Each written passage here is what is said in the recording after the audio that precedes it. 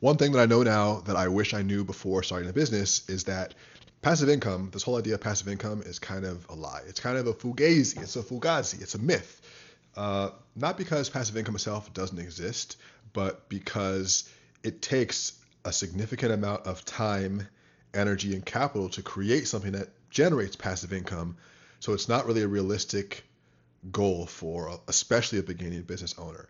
But there's a better model for a person who wants to use their skills and knowledge for leverage, and I'm going to share it with you in this video. Okay, so first of all, let's just call it out in the open. The idea of passive income is very attractive.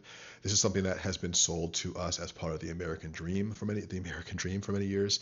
It was never exclusive, or it was never like explicitly mentioned, but passive income, this whole idea of like make money while you sleep, is very attractive, and it does exist in some capacity. So whether it is in the modern era, it's always been online stuff, right? So it's like make money online, and hell, I definitely know this. I mean, I wrote a book called Rich 20 Something, which is partially about making money online. I mean, it was mostly about using your skills to start a business, but I was part of that movement, and it the thing about making money online that most people don't tell you, and I've tried to be transparent about this, but I think people don't really understand is how much effort goes into behind the scenes and how much time it takes just to grow something, even when you are putting out great material. Case in point, I restarted my YouTube channel this year, and I had a 12,000 person YouTube channel, and I restarted it. The one you're watching on right now. Right now, as I'm recording it, only has a few hundred subscribers, and I took that huge cut to start over fresh. And I don't get to take shortcuts just because I had an existing audience. I mean, sometimes you can, but in my case, it's a slow build. And in online business, they underestimate the fact that building an audience, building trust, building the systems to be able to get to the point where you're selling products that create passive income, to get to that point takes years of consistent work. So that's not passive at all. And once those systems are running, someone still has to maintain those systems. And if you're going to be involved in that in any way, that's not passive. So while you might make money at 2 o'clock in the morning because your system pulled in, that customer, it doesn't mean that the work to keep that going is passive. And I know this because I've run 7-figure businesses on both the information and info product side and the e-commerce side. And it takes a lot of work to run those businesses, even if you're not selling every individual customer. Okay, what about real estate or investing, day trading, crypto? These are all like get rich quick things. These are all passive income things. These are all ways of making money quickly, but they don't really, they all actually, when you get down to it, all of them take a long time to get good at. Like most people who are successful investors have been investing for years, for decades. So even the day traders I know, they took years to the point where they could become profitable in trading. That's very hard. Real estate takes years. Building an online follower, influencers, affiliate stuff, like I mentioned, years. And then you start making money overnight. It's like you have to wait 10 years to become an overnight success. I think that if you're going to look to start something on the side, don't look for the shortcut of make money quick or make passive income. I think go for what I would more call like leveraged income, right? So you have your active income, which is your job, and then your leveraged income is a skill set that you own, right? And so the whole idea with leveraged income is that you take a skill that you already have, you recognize that skill is worth more on the marketplace than it is with your regular job, and then you find customers or clients for that skill set. By the way, as a side note, if you're not sure what skill you'd monetize or what would be really valuable that you could build a real side business around, you should definitely check out our skill audit tool.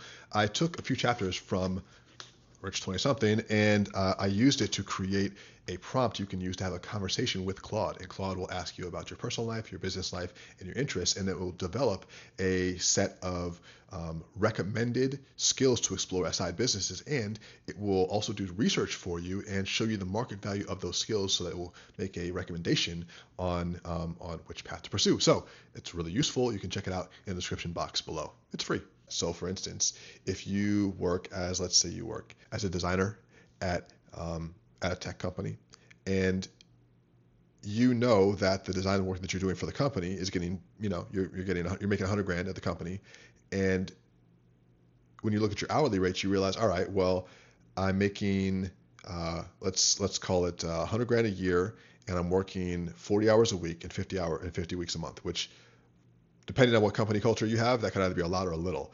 But you're saying, okay, 2,000, so $100,000 or 100,000 bucks a year divided by 2,000 is $50 an hour.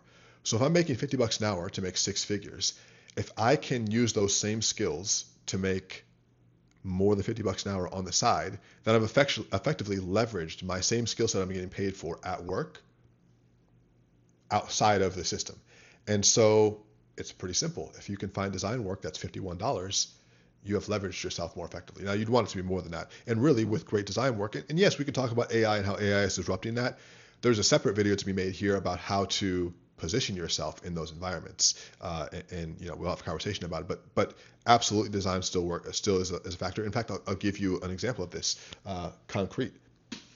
At my book publishing company, New Wave Press, we actually will do initial mock-ups of our book covers with AI, with Claude.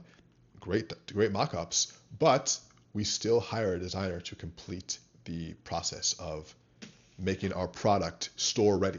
I'm not going to trust that to Claude. I want a designer who I can speak to, who can finish the process, and who can make sure it's going to be perfect. And with AI, as you know, it can get pretty good stuff, but it's nowhere near perfect. And so, yeah, designers are always in process. And so now we just have more pieces of the puzzle for them when we hire them, but they still charge what they charge. Like, let's put it like this: the rates for designers haven't gone down because AI has shown up. In my experience when hiring. Now, there might be some designers who aren't good who get weeded out, or who don't understand business, who get weeded out. But all the good designers still charge what they were charging or more, and you'd still hope that they do. All that to say, you're probably overlooking skill sets that you already have naturally, and part of it is just because you don't really value your own skill sets. You get what's called expert blindness, where you're so good at something that you actually forget that it's useful, that it's valuable, that people will pay money for it. And of course, like we looked at with the equation, when you're at work and you're making $50 an hour, you forget that you probably on the open market could get 2 to 3 times that amount. Usually, the open market pays 2 to 3 times what a salary job will, and that's just by design. So yeah, that's leveraged income. And I understand the idea or the argument of, oh, I don't want to trade my time for money forever. Very fair. However, if you're making $50 an hour at your work and you can make $150 an hour on the side, then essentially you're 3xing your output in the same time frame, or you're 3xing your income with the same output. That, my friend, is a good use of your time. And if you can do it effectively, there may be a time when you don't even need to use your job. I mean, it's great to have both income streams, but you see where I'm going with this. That is a good use of your time. And of course, you can use, so you have your active income, which is your job, your leveraged income, which is your side business essentially, and you have your, then you can start your passive stuff. You can funnel that into investments, funnel that into other projects which don't require you to work on it day to day, but then you can wait for them to pay off. You don't need to rush to have them pay off. All of this stuff, by the way, is in service of Bridge to Business, which is our brand new program that we just opened that pairs you with the AI tools based on my best-selling books and courses, pairs you with a peer group who are also working through building their business from the ground up, and of course with myself to do one-on-one mentorship. And we work with you in 8 weeks to build a profitable business much faster than you could on your own with technology in about 5 hours a week, and giving you time to spend with your family and also get your work done and have life. So if you're interested, I'm not going to cut that. If you are interested in hearing more about that, you can check in the description box below. There's a link for you there. And in case I don't see you, good afternoon, good evening, and good night.